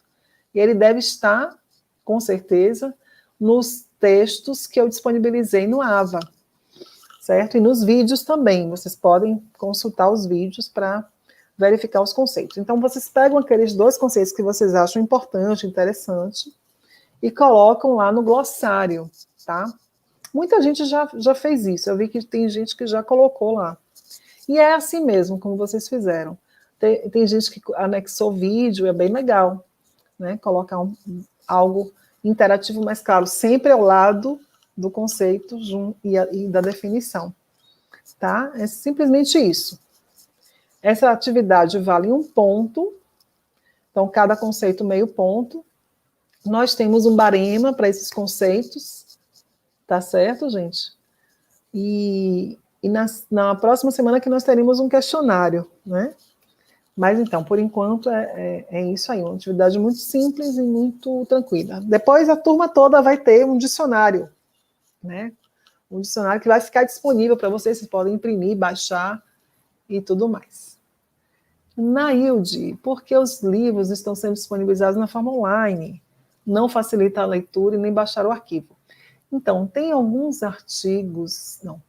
capítulos de livro que têm direitos autorais, então nós não podemos colocar o PDF no AVA. Podemos inserir o link de acesso ao artigo que está disponível numa página da internet. Mas vocês podem, né, também simplesmente copiar a referência e jogar no navegador e verificar se aparece dessa forma para cada um individualmente o texto, porque muitas vezes uma pessoa tem uma assinatura de algum portal que dá acesso gratuito, né, a esses textos que estão ali, tá? Eu já me comprometo com vocês a fazer uma alteração de um dos textos sobre Skinner, não é de autoria dele, mas é sobre ele, e que está no domínio público. E eu coloquei o link, mas depois eu fui verificar, está em domínio público, e o site do domínio público é um site meio complexo para encontrar esse texto. Então eu farei essa mudança daqui para amanhã. A data final para a entrega do glossário é o domingo. Domingo, deixa eu só verificar, dia 26 de setembro. Certo, gente? O seminário. Então, Nailde está perguntando, seria o vídeo gravado apenas e disponibilizado no AVA? Perfeito. E no dia da tutoria? No dia da tutoria, a equipe, ao invés de apresentar todo o seminário, que já foi para o AVA, né, previamente, a equipe vai discutir o que foi apresentado lá.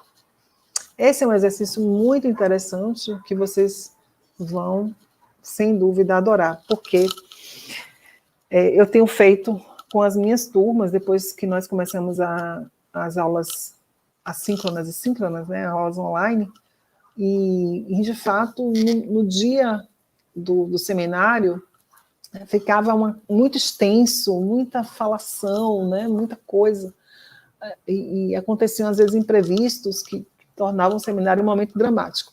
Então, nós começamos a fazer assim, a gente grava, disponibiliza com antecedência, a turma assiste, especialmente, né, eu como professora, e comento o seminário junto com vocês, óbvio, né? A gente vai ali discutindo aquele tema, porque todo mundo do polo, eu espero que todo mundo do polo assista ao seminário uns dos outros, né?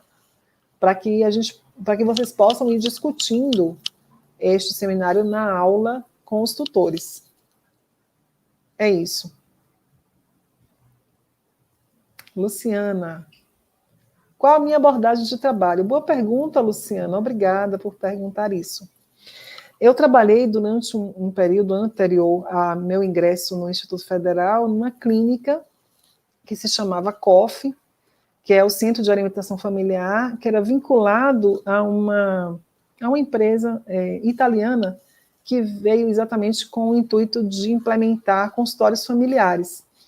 E eu era psicóloga na equipe interdisciplinar, e nessa abordagem nós desenvolvemos uma técnica, que é uma técnica multiprofissional, né, com base exatamente na logoterapia e no humanismo. Então, essa é a minha abordagem básica, né? Eu sou uma psicóloga que valoriza o humanismo, a fenomenologia, a logoterapia de Viktor Frankl, e que me dediquei por muitos anos a trabalhar com famílias, especialmente com a questão da juventude. Hoje, a partir de 2014, que foi meu ingresso no Instituto, eu passei a me dedicar mais à educação, né, que também é muito próximo, né, do que eu já fazia, mas numa abordagem menos ligada à atuação em clínica, né, muito mais ligada à educação mesmo. Mas é isso, eu gosto demais da clínica, fiz um curso sobre a bioenergética, né, e gostei muito do impacto que tem essa abordagem no comportamento humano. É uma das teorias que decorrem da psicanálise. Muitos alunos ainda não entenderam o glossário. Teria como compartilhar a tela e mostrar como será feito? Ah, tá. Vamos lá, então. Deixa eu entrar aqui no Moodle para facilitar a nossa vida.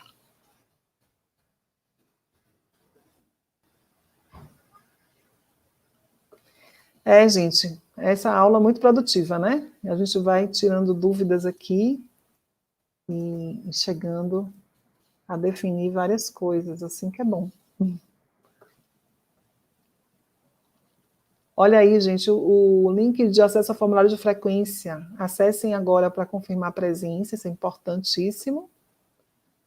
Vamos ver aqui se já estou online. Já estou aqui. Psicologia da educação. E agora eu vou compartilhar com vocês a tela.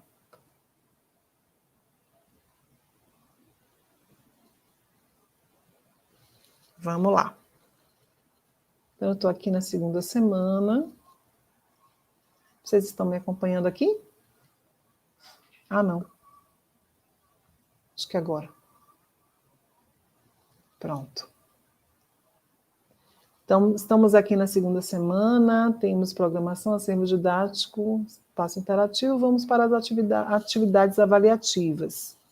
Então, aqui nós temos o glossário, que por enquanto está por polo, mas eu vou voltar ao formato anterior, no qual se encontrava como um grupo único, tá certo, gente? Essa mudança eu fiz hoje, mas não se preocupem que não tem impacto, não. Então, a gente entra no glossário, o que aparece para mim? Já aparecem as respostas, né? Que foram dadas. E a gente vê aqui que tem uma ordem alfabética, né? A, B, C, D, E e tal.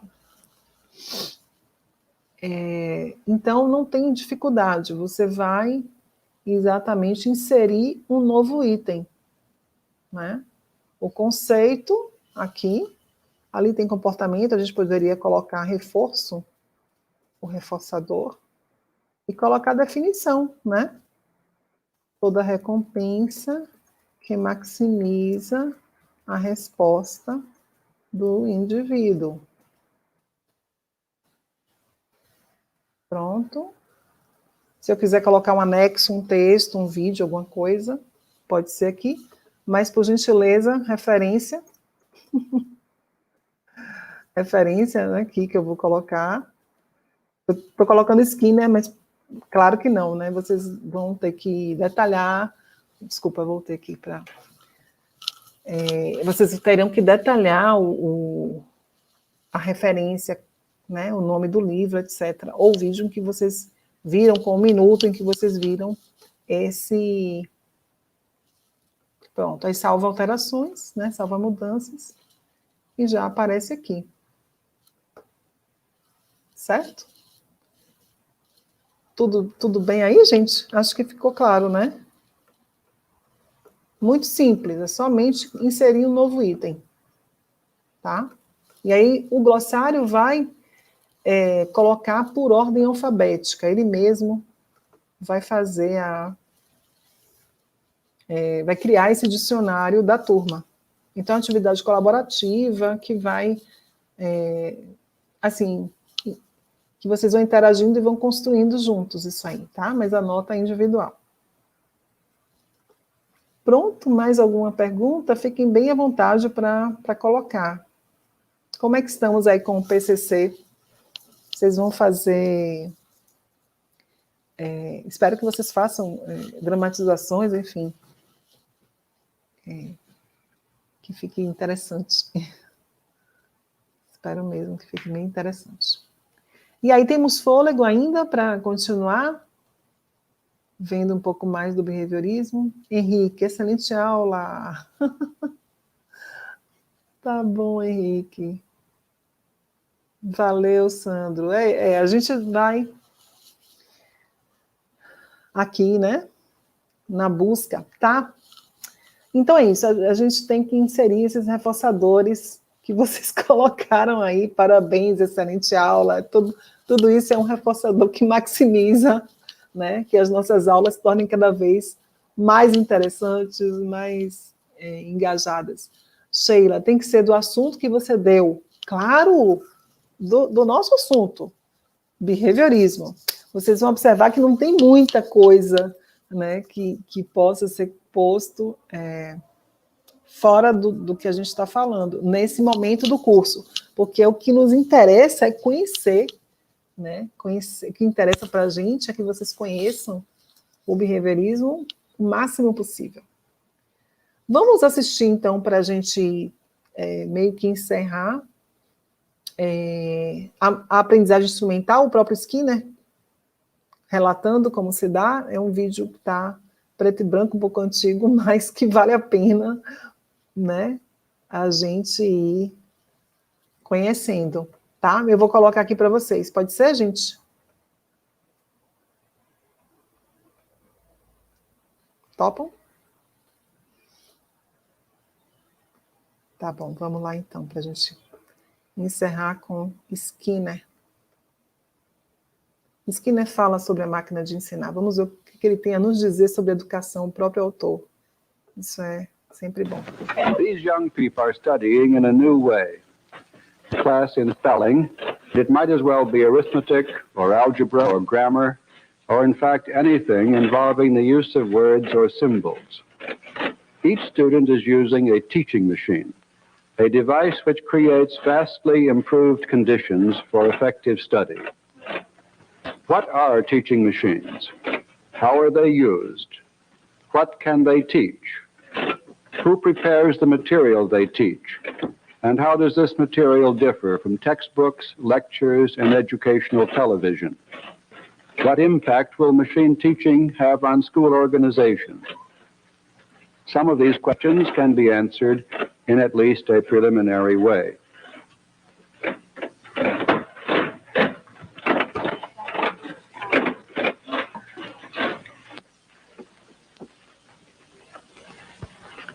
I am B.F. Skinner, professor of psychology at Harvard University. I should like to discuss some of the reasons why studying with the help of a teaching machine is often dramatically effective. With the machine you have just seen in use, the student sees a bit of text or other printed material in a window. This may be a sentence or two or an equation in arithmetic. Some small part is missing, and the student must supply it by writing on an exposed strip of paper. His response may be the answer to a question or the solution of a problem, but generally it is simply a symbol or word which completes the material he has just read. As soon as the student has written his response, he operates the machine and learns immediately whether he is right or wrong. This is a great improvement over the system in which papers are corrected by a teacher, where the student must wait perhaps till another day to learn whether or not what he has written is right. Such immediate knowledge has two principal effects. It leads most rapidly to the formation of correct behavior.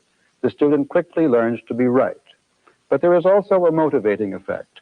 The student is free of uncertainty or anxiety about his success or failure. His work is pleasurable. He does not have to force himself to study. A classroom in which machines are being used is usually the scene of intense concentration. One function of a teaching machine, then, is to give the student a quick report on the adequacy of his response. This is important not only for efficient learning, it generates a high level of interest and enthusiasm. Another important advantage is that the student is free to move at his own pace. With techniques in which a whole class is forced to move forward together, the bright student wastes time, waiting for others to catch up. And the slow student, who may not be inferior in any other respect, is forced to go too fast. Not quite completing one day's assignment, he is even less likely to complete a second. And he gets farther and farther behind, and often gives up altogether unless remedial steps are taken. A student who is learning by machine moves at the rate which is most effective for him. The fast student covers a course in a short time, but the slower student, by giving more time to the subject, can cover the same ground. Both learn the material thoroughly. A third feature of machine teaching is that each student follows a carefully constructed program, leading from the initial stage where he is wholly unfamiliar with the subject to a final stage in which he is competent. He does this by taking a large number of very small steps, arranged in a coherent order. Each step is so small that he is almost certain to take it correctly. The material is designed to give the student as much help as possible. He is not in any sense being tested. Instead, helpful hints, suggestions, and prompts maximize the chances that he will be right. Minha gente, é isso aí. Vocês viram que o que Skinner coloca, né? A importância de ter uma tecnologia em sala de aula. E o que é que está acontecendo hoje? O que é que nós temos? Nós temos o celular, né? Vamos para a academia e lá nós consultamos o tempo que nós temos para, né, fazer aquela atividade, quais são os exercícios para cada dia que estão previstos, e cada um vai realizando aquele exercício, observando o vídeo que dá o exemplo, e realiza naquele tempo que está ali cronometrado. Então, tudo isso nasce do behaviorismo. Vejam como o behaviorismo impacta a educação. Na educação física, eu estou dando um exemplo de uma circunstância em que existe um professor que está ali, mas o professor está atuando de maneira indireta em relação ao estudante, porque ele não está, né, necessariamente com um atendimento pessoal, personalizado àquele estudante, né? Aquele cliente, enfim, é uma outra circunstância que não é a da escola, mas em todo caso envolve ali a educação, certo? E é mediado pela ferramenta tecnológica.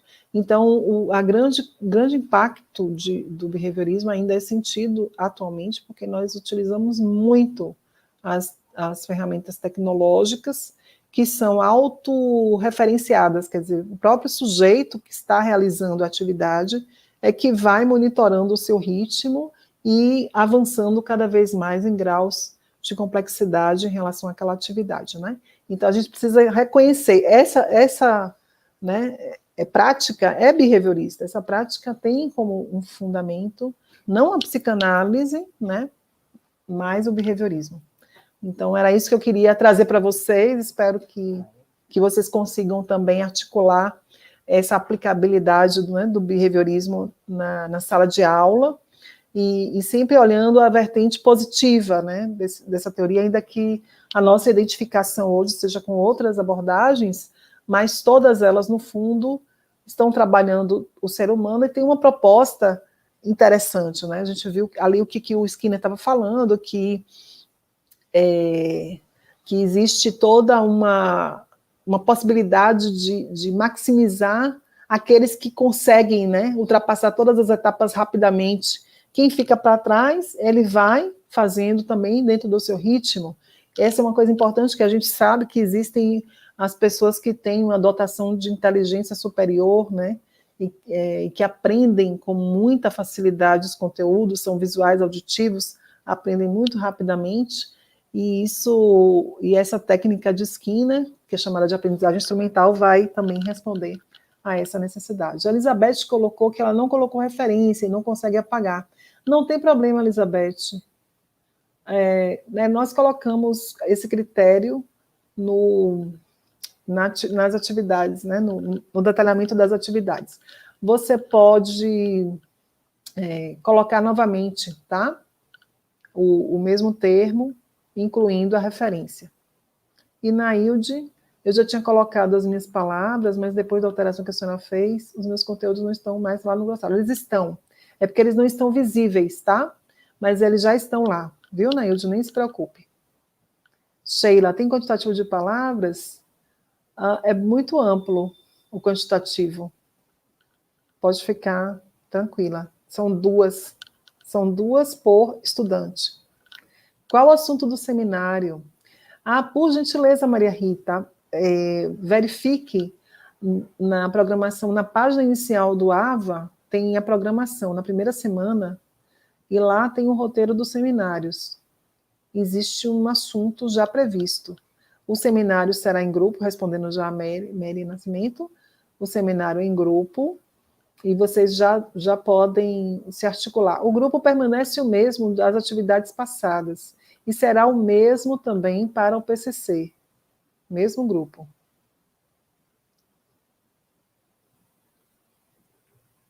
Muito bem, gente. A aula será 19h30 ou 20 horas. A próxima aula, né, Milena? Eu vou confirmar isso, tá? Porque eu tenho uma dificuldade de me orientar em relação ao horário, tenho que olhar antes a planilha. Nós temos aqui uma planilha, não sei se alguém do Polo pode me ajudar a responder, mas nós temos uma planilha com todos os horários previstos, está também no AVA, na primeira semana. Consultem, por gentileza, em programação, e vocês vão identificar lá todas as... todos os critérios de avaliação. Então, tem um plano de ensino e tem um arquivo chamado Planejamento de Atividades do curso. Então, nesse planejamento, nós disponibilizamos todos os links, tanto para o Meet, quanto aqui para o YouTube, e tem os horários lá, bem atualizados. Eu agora não saberia informar, mas está lá. Não se preocupe que está lá. Então, vamos lá, gente, vamos voltar a atenção para os tutores, para a gente fazer, quem não está ainda vinculado, obrigada, gente, quem não está vinculado, parabéns, bem explicado, né?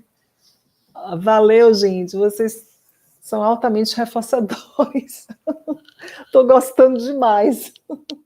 Eu que agradeço, vocês são muito legais, eu adoro essa interação, e estava comentando com o pessoal aqui do Polo, quero conhecer todo mundo, vamos ver, estou com expectativa boa aí para quinta e sábado, esse nosso encontro mais, junto com os polos, mais direto, através do Meet, então, acho que vai ser bem legal esse encontro aí nosso. Agradeço demais, estou na maior expectativa aí de ver todo mundo. Muito massa. Bom, é isso. Nós temos aqui 5 minutinhos. Não sei se vocês têm alguma dúvida, mas acho que, assim, substancialmente vimos tudo do behaviorismo, né? Tudo. E ainda deixamos aí uma deixa aí para o Bandura, né? Para a abordagem que ele faz, chama aprendizagem vicária do comportamento, que é a abordagem através da observação do comportamento de outras pessoas, e o TCC, né, que é terapia cognitivo comportamental, para a gente saber que essa teoria tem muito o que dar ainda, especialmente para os educadores, que precisam atualizar a maneira de exercer, né, o behaviorismo em sala de aula, não só com notas, mas com outras formas, né, mais interessantes de propor as atividades, como essa a qual me referi, né, utilizando o smartphone, utilizando os recursos quando for possível, mas precisa também de planejamento, precisa de apoio das políticas educacionais aí, para a gente estar avançando nesse sentido, né. E também não vamos nos iludir que, afinal de contas, as telas também produzem muitos sintomas, não é verdade, gente? Não dá para a gente também dizer que só estimular as telas vai resolver o problema. A gente precisa estar levando também elementos de moderação para esse comportamento não se tornar aditivo, né? A gente precisa estar muito atenta a esse comportamento.